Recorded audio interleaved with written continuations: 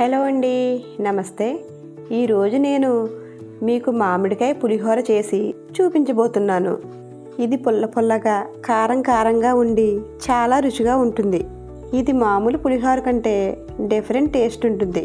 ఇంకా ఇది ఎలా తయారు చేయాలో చూద్దాం. ముందుగా దీనికోసం నేను 2 మామిడికాయలు తీసుకున్నానండి. 2 మామిడికాయలను చెక్కు తీసి తర్వాత మామిడికాయలను సన్నగా తురుముకొని పక్కన పెట్టుకోవాలి. ఈ మామిడికాయ పులిహోరకి పుల్లగా ఉండే మామిడికాయలు తీసుకోవాలండి. స్టవ్ మీద కడాయి పెట్టి అరకప్పు దాకా ఆయిల్ వేసుకోవాలి. ఆయిల్ వేడయ్యాక అరకప్పు పల్లీలు వేసుకొని దోరగా ఫ్రై చేసుకోవాలి. పులిహోరకు కొంచెం ఆయిల్ ఎక్కువే పడుతుందండి. అలాగే దీనికి వేరుశనగ ఆయిల్ కానీ పప్పు నూనె కానీ అయితే చాలా టేస్టీగా ఉంటుంది. నేనైతే వేరుశనగ ఆయిల్ తీసుకున్నానండి. పల్లీలు ఫ్రై అయ్యాక 2 టేబుల్ స్పూన్లు పచ్చిశనగపప్పు, 1 టేబుల్ స్పూన్ మినపప్పు వేసి కొంచెం ఫ్రై అయ్యాక 1 స్పూన్ ఆవాలు వేసుకొని కాసేపు ఫ్రై చేసుకోవాలి. అలాగే 6 పచ్చిమిర్చి చీలికలు వేసుకొని కొంచెం ఫ్రై చేసి కరివేపాకు వేసుకోవాలి.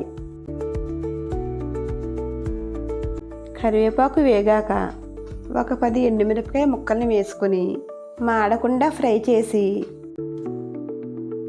తర్వాత మనం తురుము పెట్టుకున్న మామిడికాయ తురుము వేసుకొని 1 నిమిషం కలుపుకోవాలి.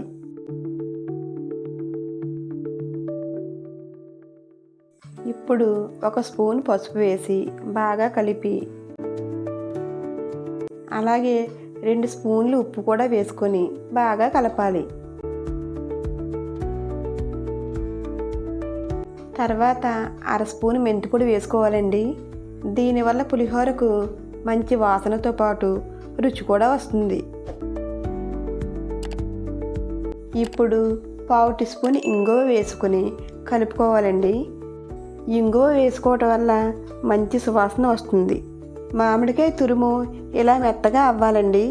చివరగా సన్నగా తరిగిన కొత్తిమీర వేసి 2 నిమిషాలు కలిపి స్టవ్ ఆఫ్ చేసుకోవాలి. దీనికి నేను 3/4 కేజీ రైస్ ఉడికించి పెట్టుకున్నానండి. ఈ రైస్లో మామిడికాయ మిశ్రమాన్ని వేసి రైస్ అంతా పట్టేలా బాగా కలుపుకోవాలి.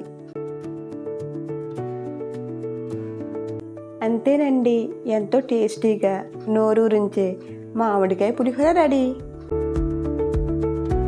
ఇలాంటి మరిన్ని రెసిపీస్ కోసం మా ఛానల్ని సబ్స్క్రైబ్ చేసుకోండి.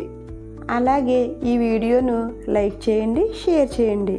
అలాగే ఈ రెసిపీ ఎలా ఉందో కామెంట్ రూపంలో మీ అభిప్రాయాన్ని మాకు తెలియజేయండి.